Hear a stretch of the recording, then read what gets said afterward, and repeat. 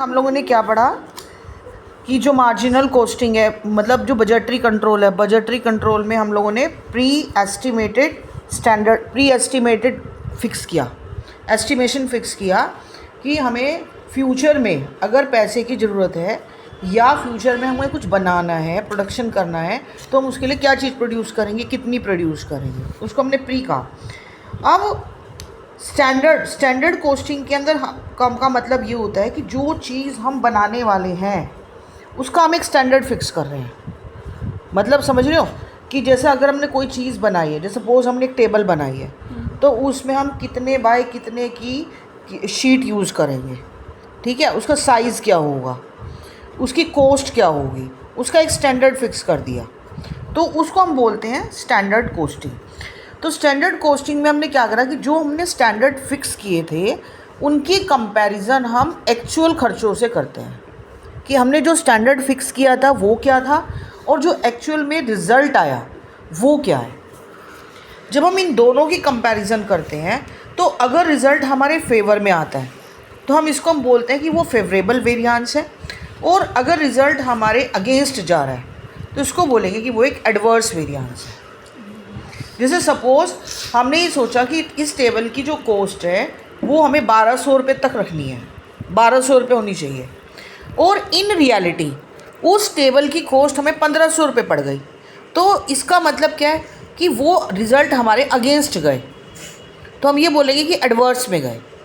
और अगर कॉस्ट 1200 से कम पड़ गई, मान लो 1200 सोची थी और रिज़ल्ट हमारा 1100 पे आके टिक गया, तो हम ये बोलेंगे 100 रुपये हमारे बच गए, यानी कि वो वेरिएंस हमारे फेवर में है, ठीक है। तो स्टैंडर्ड कॉस्टिंग में हम लोग वेरिएंस एनालिसिस को पढ़ेंगे। ये देखो,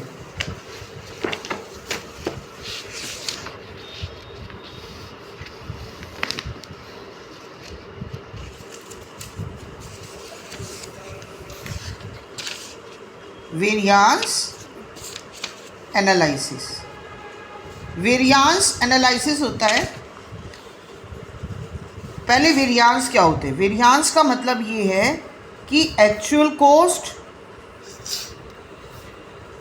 और स्टैंडर्ड कॉस्ट, जब इन दोनों के बीच का हम डिफरेंस निकालते हैं तो उसको हम वेरिएंस कहते हैं। एक्चुअल कॉस्ट और स्टैंडर्ड कॉस्ट के बीच में पाए जाने वाला जो अंतर है उसको हम वेरिएंस कहते हैं। अब वेरिएंस में हम 3 एक्टिविटीज़ करते हैं। एक, पहले वेरिएंस को कैलकुलेट करना, कैलकुलेशन ऑफ वेरिएंस कि वेरिएंस कितना है। फिर दूसरी बात, ये वेरिएंस क्यों आया,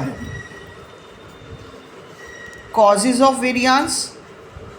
फिर इन वेरिएंस को ख़त्म करने का क्या तरीका है, डिस्पोजिशन ऑफ वेरिएंस, ठीक है, डिस्पोजिशन।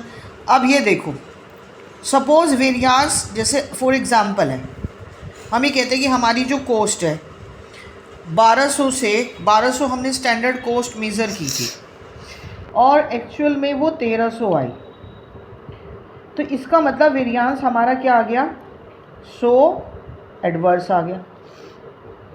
क्यों? क्योंकि हमने सोची थी कॉस्ट 1200 और लग गई 1300, तो 100 एडवर्स हो गई।